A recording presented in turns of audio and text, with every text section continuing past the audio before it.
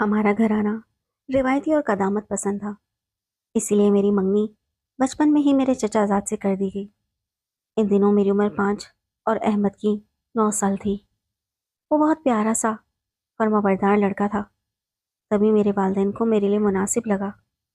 جب میں نے شعور کی پہلی سیڑھی پر قدم رکھا تو پہلا جملہ یہی سنا کہ احمد تمہارا منگیتر ہے، یہ بات یاد رکھنا۔ یہ سنتے ہی اپنے چچا زاد کا خوبصورت چہرہ میری نگاہوں میں ابھر آیا۔ یہ خبر میرے لیے نوید مسرت تھی، کیونکہ مجھے بھی وہ اچھا لگتا تھا اور پاس پاس گھر ہونے کی وجہ سے ہم ساتھ ہی کھیلتے تھے۔ انہی دنوں ہم کراچی آئے۔ میں کافی دن افسردہ رہی کہ احمد سے دور ہو جانے کا غم تھا۔ اس غم کو بانٹنے کے لیے ہم ایک دوسرے کو خط لکھتے اور کارڈ بھیجتے تھے، جو باتوں اور پاکیزہ جذبات کے غماز تھے، جن کی وجہ سے دوریوں کی تلخی کم ہو جاتی تھی۔ اس بار اسکول کی چھٹیوں میں احمد کراچی آیا۔ اس کا حلیہ گاؤں والوں جیسا تھا۔ اس نے شلوار قمیص پہنی ہوئی تھی، سر میں تیل اور آنکھوں میں سرما لگایا ہوا تھا۔ اس میں اعتماد کی بھی کمی تھی، جبکہ میں اس سے زیادہ بااعتماد اور شہری طور طریقوں سے واقف ہو چکی تھی۔ یہ تبدیلیاں شہر اور گاؤں کے مختلف رہن سہن کی وجہ سے تھیں، جن کا ہمیں ایک دوسرے کو دیکھ کر احساس ہوا۔ وہ سر جھکا کر بیٹھا رہتا، بات کرتے ہوئے جھجکتا، مجھ کو بس محبت پاش نظروں سے دیکھتا رہتا اور کوئی بات نہ کرتا تھا۔ مجھے اس کی یہ بات بالکل بھی پسند نہیں آئی تھی۔ اب میری نظروں میں اپنی سہیلیوں کے منگیتر اور دوست گھومنے لگے، جو سر اٹھا کر اعتماد سے انگریزی میں بات کرتے تھے۔ ماحول کا انسان پر کتنا اثر پڑتا ہے، اب مجھے محسوس ہوا تھا۔ میں خود بھی کافی بدل چکی تھی اور ایک اچھے انگریزی میڈیم اسکول میں پڑھ رہی تھی۔ وہ میٹرک کر کے آیا تھا اور اس کے ابا نے یہاں شہر میں فرنیچر کی دکان کھول لی، تو اس نے دکان سنبھال لی، لیکن حلیہ ویسا ہی رکھا اور خود کو بدلنے کی کوشش نہ کی۔ حالانکہ میں نے بہت چاہا کہ وہ پہننے اوڑھنے میں کچھ تبدیلی لائے، اعتماد سے گفتگو کرے، لیکن شاید اس کے لیے ایسا کرنا ممکن نہ تھا۔ وہ ہر بات پر شرماتا تھا۔ وہ 1 ماہ یہاں رہا، پھر شہر کی گہما گہمی میں اس کا دل گھبرا گیا۔ اسے اپنے گاؤں کی یاد ستانے لگی اور وہ اپنی والدہ اور بہنوں کے ساتھ واپس گاؤں چلا گیا۔ احمد کے اس مزاج اور انداز نے مجھے تشویش میں ڈال دیا۔ میں سوچنے لگی کہ اس احمق سے لڑکے کے ساتھ عمر کیسے گزاروں گی۔ چنانچہ میٹرک کے امتحانات کے بعد میں نے گاؤں جانے کا فیصلہ کر لیا۔ والدین کے ہمراہ وہاں گئی تو مجھے گاؤں کی کشادگی میں گھٹن کا احساس ہونے لگا۔ کراچی میں رہ کر بھی میرے منگیتر میں کوئی تبدیلی نہیں آئی تھی۔ چنانچہ میرے دل میں گرہ لگ گئی۔ گاؤں میں مشترکہ فیملی نظام تھا اور شادی کے بعد مجھے بھی اسی نظام کا حصہ بننا تھا۔ ہمارے چچا کے گھر میں ایک دوسرے کا خیال تو رکھا جاتا تھا، لیکن وہاں ایک دوسرے کی دل آزاری اور چگلیاں بھی بہت کی جاتی تھیں۔ چنانچہ اس ماحول سے مجھے نفرت ہونے لگی۔ حالانکہ ہمارے والدین آپس میں محبت کرتے تھے، لیکن احمد کے گھر والوں کا رہن سہن اور یہ گھٹن زدہ ماحول مجھے پسند نہ آ رہا تھا، اور نہ ہی اس کا گردن جھکا کر بات کرنا مجھے اچھا لگتا تھا۔ اب ایک کڑوا گھونٹ مجھے پینا تھا، مگر سوچنا یہ تھا کہ وہ کیسے پیا جائے، جبکہ میرے دل نے احمد کو ٹھکرا دیا تھا اور مجھے اس سے الجھن ہونے لگی تھی۔ کچھ دن وہاں رہنے کے بعد میں واپس اپنے گھر آ گئی، مگر ایک الجھن ساتھ لے کر آئی تھی، اور اس الجھن کو مجھے خود حل کرنا تھا۔ ایک سہیلی سے تذکرہ کیا تو وہ مجھے نفسیاتی ڈاکٹر کے پاس لے گئی، لیکن اس سے مجھے کوئی فائدہ نہیں ہوا۔ چنانچہ میں اس نتیجے پر پہنچی کہ ہر حال میں مجھے یہ رشتہ توڑنا تھا، لیکن اس کے لیے مجھے وقت درکار تھا۔ احمد کے گھر والے میرے میٹرک کرتے ہی شادی کا تقاضا کرنے لگے تھے، کیونکہ وہ بہن بھائیوں میں سب سے بڑا تھا، مگر میں بھی اپنی پڑھائی کو آڑ بنا کر شادی سے انکار کرتی رہی۔ وقت پر لگا کر اڑنے لگا۔ احمد کے خطوط اور کارڈز مجھے ملتے رہے، لیکن اب میں اس کے کسی خط کا جواب نہیں دیتی تھی۔ اگر اس کا فون آتا تو سیدھے منہ بات نہ کرتی، پڑھائی کا بہانہ کر کے کمرے میں چلی جاتی۔ اب میں یونیورسٹی میں قدم رکھ چکی تھی، زندگی کے بہت سارے رنگ دیکھ چکی تھی، بہت سے لڑکوں سے میری سلام دعا ہو گئی تھی، لیکن جیون ساتھی کے طور پر مجھے ان میں سے کوئی نہ بھایا۔ ایک دن میری ملاقات ایک لڑکے اکبر سے ہوئی۔ وہ نہایت حسین و جمیل، اونچا لمبا نوجوان تھا، جو محفل کی جان تھا۔ یونیورسٹی کی کئی لڑکیاں اسے اپنا آئیڈیل سمجھتی تھیں، لیکن وہ سب کو نظر انداز کر کے مجھے ہی اہمیت دیتا تھا۔ اور مجھے اپنے ساتھ رکھتا تھا۔ میں بہت خوبصورت تھی، مجھ سے سفید رنگت پوری یونیورسٹی میں کسی کی نہ تھی۔ تمام طلبہ نے مجھے بیوٹی کوئن کا خطاب دے رکھا تھا۔ جب ہم دونوں یونیورسٹی میں ایک ساتھ چل رہے ہوتے تو لڑکے لڑکیاں غیرت اور عشق سے ہمیں دیکھتے، تب میرا سر فخر سے بلند ہو جاتا اور میں سوچتی کہ کہاں میں اور کہاں وہ میرا دیہاتی ٹائپ منگیتر جس کو بات کرنے کا سلیقہ نہیں آتا، اور کہاں اکبر جیسا شاندار لڑکا۔ جب یہ میرا جیون ساتھی بنے گا تو ساری دنیا مجھ کو خوش قسمت کہے گی۔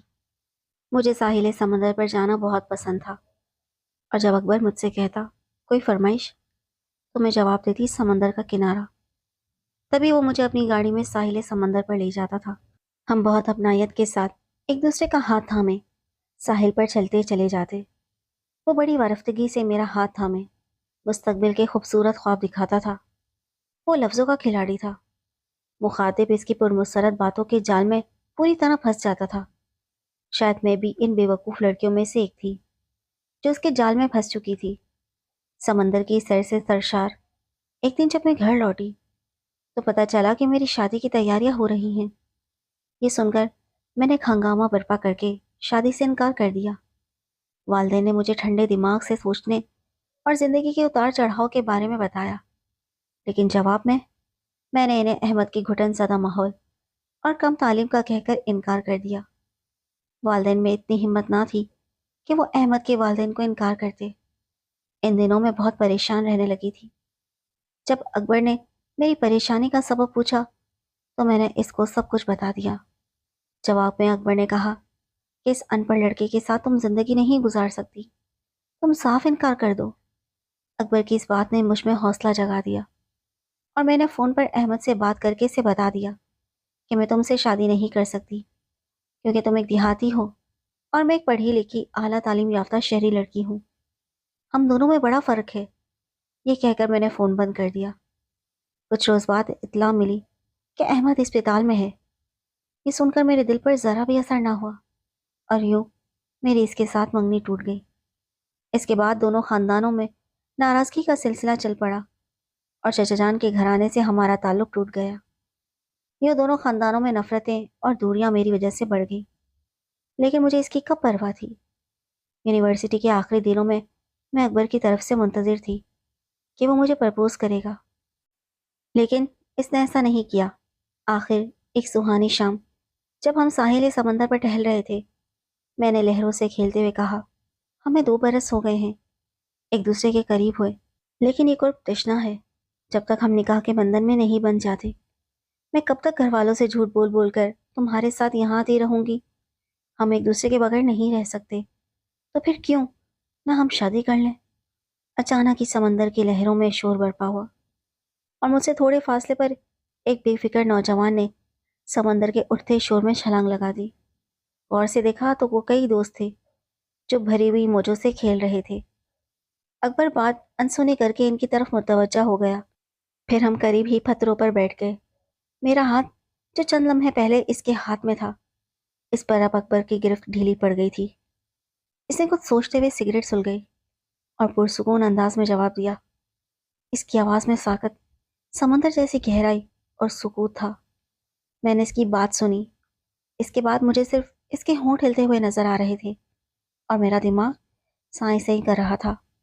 دل و دماغ جیسے پتھر کے ہو گئے تھے۔ وہ کہہ رہا تھا دیکھو صبا، ہم اچھے دوست تھے اور ہیں۔ میں نے 2 برسوں میں تم سے کبھی شادی کا وعدہ نہیں کیا، اور نہ ہی کوئی ایسی بات کہی جس سے تم نے ایسی امیدیں وابستہ کر لی۔ میرا معاملہ بھی تمہاری طرح ہے۔ تم تو بہادر ہو جو اپنے بچپن کی منگنی توڑ چکی ہو، لیکن میں ایسا نہیں کر سکتا۔ آخر کیوں؟ میری نگاہیں اس سے ان ادھوری باتوں کا جواب سننے کو بےتاب تھی۔ تھوڑی دیر تک وہ خاموش رہا، اور اس دوران مجھ پر جو بیتی، آخر اس نے خاموشی کو توڑ دیا اور لڑکھڑاتی ہوئی زبان سے کہا صبا، میں شادی شدہ ہوں، میرے 2 بچے ہیں۔ میرے والدین نے اس وقت میری شادی کر دی تھی جب میں نے میٹرک کیا تھا۔ میری بیوی ایک ان پڑھ عورت ہے اور مجھے اس میں کوئی دلچسپی نہیں ہے۔ میں پڑھنا چاہتا تھا، لیکن بابا جان نے مجھے اس شرط پر پڑھنے کی اجازت دی کہ میں گل بیوی کو طلاق نہیں دوں گا اور نہ ہی دوسری شادی کروں گا۔ ان دونوں صورتوں میں میری موت ہے، کیونکہ میری وٹے سٹے کی شادی ہوئی ہے۔ میری بہن میرے سالے کی بیوی ہے، اس کے بھی 2 بچے ہیں۔ میں نے مجبوراً اس 2 کو گلے میں ڈالا ہوا ہے، ورنہ میں اندر سے بہت کھوکھلا ہوں۔ یہ کہہ کر اس نے سگریٹ کا دھواں ہوا میں اڑا دیا۔ سمندر کی لہروں میں طوفان چھپا ہوا تھا، میرے آنسو کب تک میرا ساتھ دیتے؟ وہ سمندر جو ہمیشہ مجھے پسند تھا آج مجھے بے وفا لگ رہا تھا۔ اس نے مجھے دلاسا دینا چاہا تو میں نے اس کی گرفت سے خود کو چھڑا کر گھر کی جانب دوڑ لگا دی۔ وہ بظاہر شاندار شخص کتنا کمزور اور کس قدر بزدل تھا۔ اگر اس نے مجھ سے شادی نہیں کرنی تھی تو پہلے ہی یہ سب بتا دیا ہوتا۔ میں اس کے قریب بھی نہ جاتی، اس کے ساتھ دوستوں کی طرح رہتی، لیکن میرا تو سب کچھ اکبر نے لوٹ لیا تھا۔ اب میں کس منہ سے کس کے ساتھ زندگی گزارتی؟ میری ہستی مٹ چکی تھی۔ اس کے بعد اس نے بہت کوشش کی کہ میری اور اس کی دوبارہ دوستی ہو جائے، لیکن میں اب اس کی صورت بھی دیکھنے کی روادار نہ تھی۔ بڑی مشکل سے میں نے یونیورسٹی کے آخری دن پورے کیے اور پیپرز دیے۔ میں اپنے ٹوٹے ہوئے دل کو سنبھال رہی تھی، جو اب بھی اکبر کا نام پکار رہا تھا۔ آج مجھے احساس ہو رہا تھا کہ احمد سے منگنی توڑ کر میں نے کتنی بڑی غلطی کی تھی۔ صرف اس کا ظاہری حلیہ دیکھ کر میں اس کے اندر کی خوبصورتی کی قدر نہ کر سکی، اور جب میں نے پلٹ کر احمد کی طرف جانا چاہا تو پتہ چلا کہ اس کی شادی ہو چکی ہے، اس لڑکی کے ساتھ جو احمد سے محبت کرتی تھی، وہ بھی اعلیٰ تعلیم یافتہ، اچھے گھرانے کی اور خوبصورت تھی۔ وہ گاؤں کے قریبی شہر کے کالج میں لیکچرار تھی۔ میں نے اسے ٹھکرا دیا تھا تو اسے مجھ سے کہیں بہتر شریک حیات مل گئی۔ پھر سنا کہ وہ دونوں بہت خوش ہیں اور 1 سال میں ان کے یہاں ایک بیٹی نے بھی جنم لیا۔ ان کی خوشیاں دوبالا ہو گئیں اور میں بد نصیب مصنوعی شہری نخرے میں ہاتھ ملتی رہ گئی۔ سچی محبت کرنے والے اپنے بچپن کے منگیتر کو محض اس لیے کھو بیٹھی کہ وہ شہر میں نہیں رہتا تھا۔ جب اکبر نے مجھے ٹھکرا دیا تو احساس ہوا کہ دراصل میں تو احمد سے ہی محبت کرتی تھی، مگر اپنے دل کی گہرائی میں چھپی محبت کو پہچان نہ سکی۔ یہ زخم بہت گہرا تھا، لیکن وقت گہرے سے گہرے زخم کو بھر دیتا ہے۔ یہ سچ ہے، مگر روح پر لگے گھاؤ کبھی نہیں بھرتے۔ میں روحانی طور پر مر چکی تھی، اب زندگی سے کوئی دلچسپی باقی نہ رہی تھی۔ جس کمپنی میں کام کرتی تھی وہاں کئی لوگوں نے مجھ سے دوستی اور محبت کے لیے ہاتھ بڑھایا، لیکن سانپ کا ڈسا رسی سے بھی ڈرتا ہے۔ ایک دھوکہ کھا کر سمجھ میں آ گیا کہ یہاں سبھی ہوس کے پجاری ہیں، اپنے نفس کی تسکین کے لیے بے وقوف لڑکیوں سے محبت کا ناٹک کرتے ہیں، لیکن جب شادی کی بات آتی ہے تو بڑی خوبصورتی سے دامن بچا لیتے ہیں۔ کبھی کبھی تو میں سوچتی ہوں کہ اکبر کو مجھ سے نہیں بلکہ میرے خوبصورت چہرے سے محبت تھی۔ اب سوچتی ہوں کیا ہر مرد ہی ایسا ہوتا ہے؟